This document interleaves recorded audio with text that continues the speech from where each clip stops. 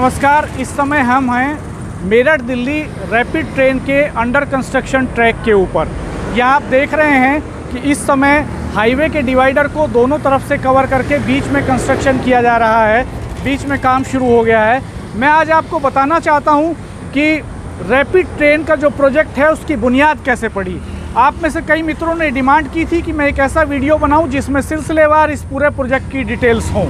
तो इसके लिए हमें जाना पड़ेगा पहले एनसीआर बोर्ड की तरफ। एनसीआर प्लानिंग बोर्ड का गठन 1985 में हुआ था और इस कंसेप्ट के साथ हुआ था कि दिल्ली के ऊपर जो आबादी का दबाव बढ़ रहा है वो ना बढ़े। दिल्ली के आसपास के जो शहर हैं यूपी के, हरियाणा के, राजस्थान के, उनका भी डेवलपमेंट हो और नेशनल कैपिटल रीजनल टेरिटरी एक डेवलप की गई और उस टेरिटरी में जितने आने वाले शहर थे उन सब के डेवलपमेंट को लेकर के प्लानिंग शुरू हुई। इसका कंसेप्ट था कि एक जगह पर विकास केंद्रित ना हो, विकास स्कैटर्ड हो और सारे शहरों का एक सैटेलाइट सिटी के तौर पर डेवलपमेंट हो दिल्ली के। इस दिल्ली एनसीआर प्लानिंग बोर्ड का गठन इस कंसेप्ट के साथ होता है।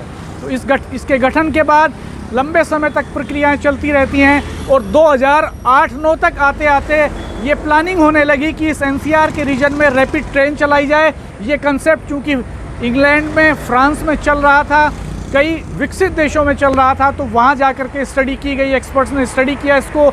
स्टडी करने के बाद ये डिसाइड हुआ कि कैसे ये ट्रैक निकाला जाए दिल्ली से मेरठ तक। इसके लिए कोई अलग से रेलवे लाइन बिछाई जाए या मेरठ दिल्ली हाईवे का जो एग्जिस्टिंग डिवाइडर है उसके ऊपर पिलर खड़े करके इसका ट्रैक तैयार किया जाए।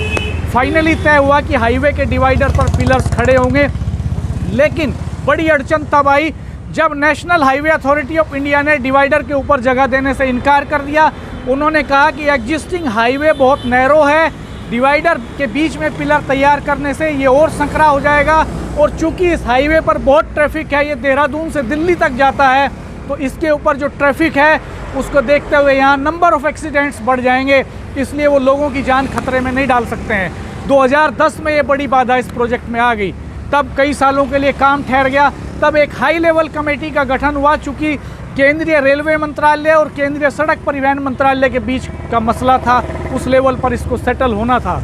यूपी के और इन दोनों विभागों के, दोनों मंत्रालयों के अधिकारियों की एक हाई लेवल कमेटी ने इसको फाइनली डिसाइड किया और ये तय हुआ कि हाईवे के डिवाइडर पर ही पिलर तैयार किए जाएंगे। इसी बीच इत्तेफाक से नेशनल हाईवे अथॉरिटी ने इस हाईवे को यूपी पीडब्ल्यूडी को हैंडओवर कर दिया और यूपी गवर्नमेंट को ये दिखाई दे रहा था कि सिर्फ 12.5% पैसा खर्च करके इस प्रोजेक्ट की टोटल कॉस्ट में 12.5% रुपए खर्च करेगी यूपी गवर्नमेंट और इसके 80-90% लाभार्थी होंगे यूपी के लोग। चूँकि 82 किलोमीटर के इस पूरे ट्रैक में सिर्फ 13.5 किलोमीटर का हिस्सा ऐसा है जो दिल्ली में पड़ेगा, बाकी पूरा हिस्सा यूपी में पड़ता है। तो इस लाभ को देखते हुए यूपी गवर्नमेंट ने इसकी कंसेंट दी और फाइनली 2014 में चुनाव में जाने से पहले प्रधानमंत्री नरेंद्र मोदी ने इसका शिलान्यास किया। एक अमाउंट इसके लिए सैंक्शन हुआ और रिसेंटली अभी 7500 करोड़ रुपए एशियन डेवलपमेंट बोर्ड ने इस प्रोजेक्ट के लिए दिए हैं। 34,000 करोड़ रुपए का ये प्रोजेक्ट है।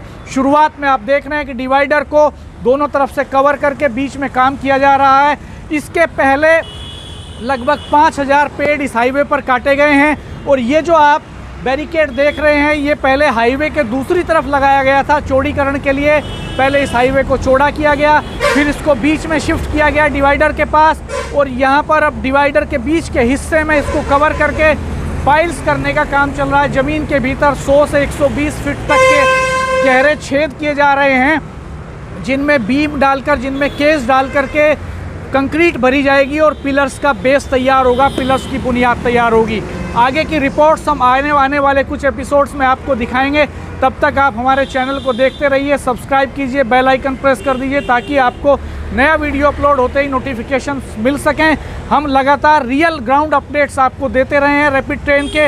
अब तक यहाँ पर हम बहुत सारे वीडियो इसके डाल चुके हैं। आप प्लेलिस्ट में जाकर के उनमें देख सकते हैं कि अभी तक क्या क्या डेवलपमेंट्स हुए हैं। आप हमारे कमेंट बॉक्स में जाकर के ये डिमांड कर सकते हैं कि आपको किस तरह की इन्फॉर्मेशन चाहिए। धन्यवाद, नमस्कार, अपना ख्याल रखिएगा।